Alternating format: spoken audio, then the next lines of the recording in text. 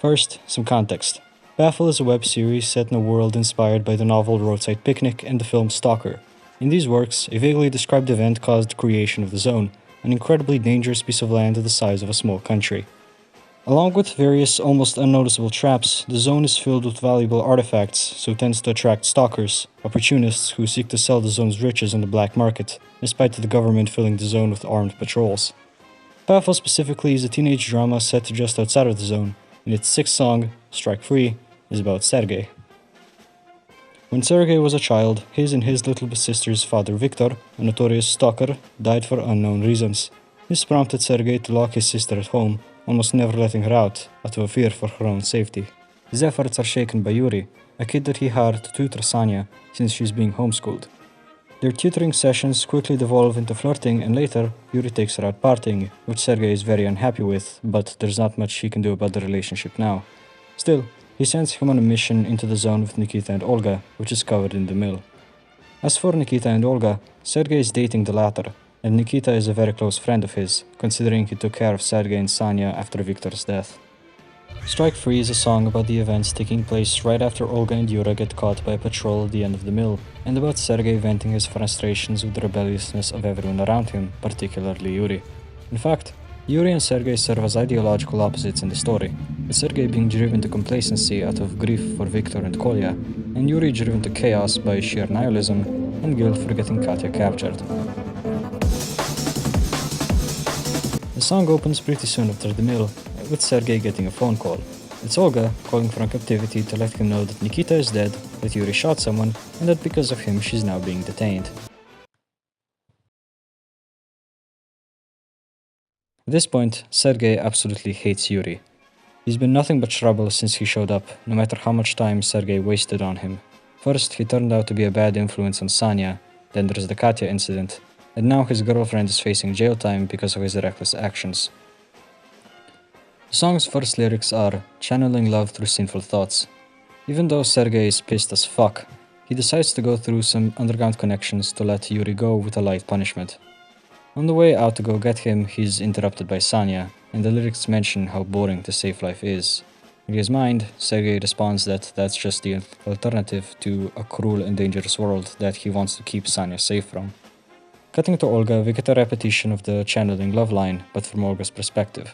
She's being kind to Yura out of a fear of being torn apart, i.e., not wanting Yuri to have his entire life ruined just because he shot someone as a teenager. Next, we get the series' first mention of the tepid autumn day. This is a piece of symbolism brought up throughout the song and is also referenced in 100 epitaphs. The phrase seems to portray an idealized sense of normalcy. Anytime it's brought up, it's described as something distant and unreachable, probably because these people will likely never feel normalcy, not as long as the Zone exists and they live right next to it.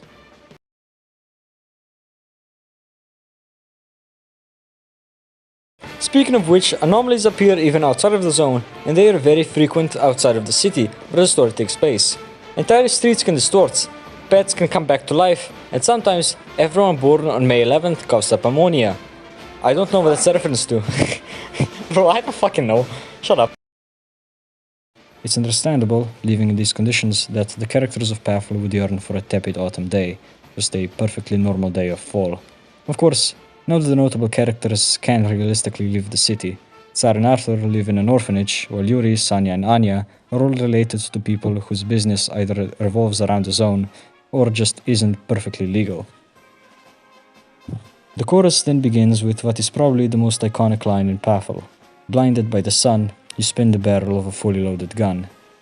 There are countless references back to this line, some I don't think were even intended.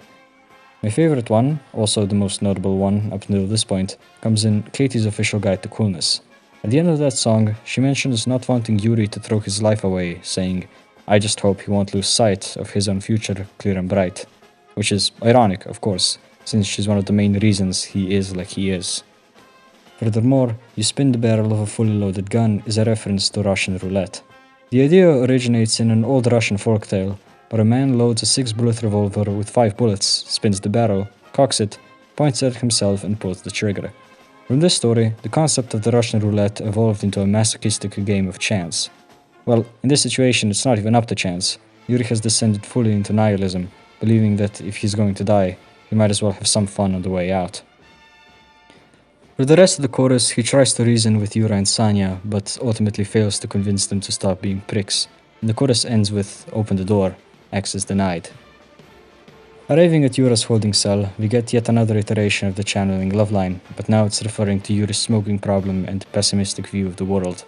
He's still laughing, and as Sergei says, he's gotten off the hook this time, but he keeps putting himself into trouble and crashing down deeper into madness and self-hate. After this line, we see the faces of some of the people close to Sergei that have died in the recent time. First Nikita, who just got shot by a patrol, then Kolya, who died some time ago in a mission that cost Olga her eye and made Sergei quit stalking, and lastly Nadia, Nikita's wife. I don't really know how she died. I do have a theory, but I don't know how accurate it is. As the chorus begins again, we see Olga spinning the gun transition into Yuri doing the same thing, showing that she's rubbed off on him. After that, Sergei expresses his disappointment with the two of them, saying how they're always on the run and just keep crashing down. During Yura's and Sergei's argument on the bus away from the police, Yura asks him, "Are you done?" with spite in his voice. Sergei sees this as ironic, considering he's the one that's mad. Lastly, the day goes up in flames, another reference to that idealized day of pure normalcy slipping away. Of course, open the door, access denied. In the final words of the song, Sanya appears on the screen and Sergei tries to comfort himself by saying that all of this, Yuri, Olga, and the zone will pass. One day, he'll make enough money to send his sister off to college, and they'll be able to leave this godforsaken town. He knows what's best for her, and after all, the tepid autumn day will come warm and bright when he tears down these walls, keeping them locked to this destiny. The final shot of the song is the only one in which Yuri isn't smiling. He says, "No one asked her to be motherfucking Teresa. Neither you nor I." Yuri is probably upset because Sergei said that Olga is facing jail time because of him, but Yuri was ready to face the consequences, and Olga's sacrifice was not his decision at all. Sergei, of course, doesn't care.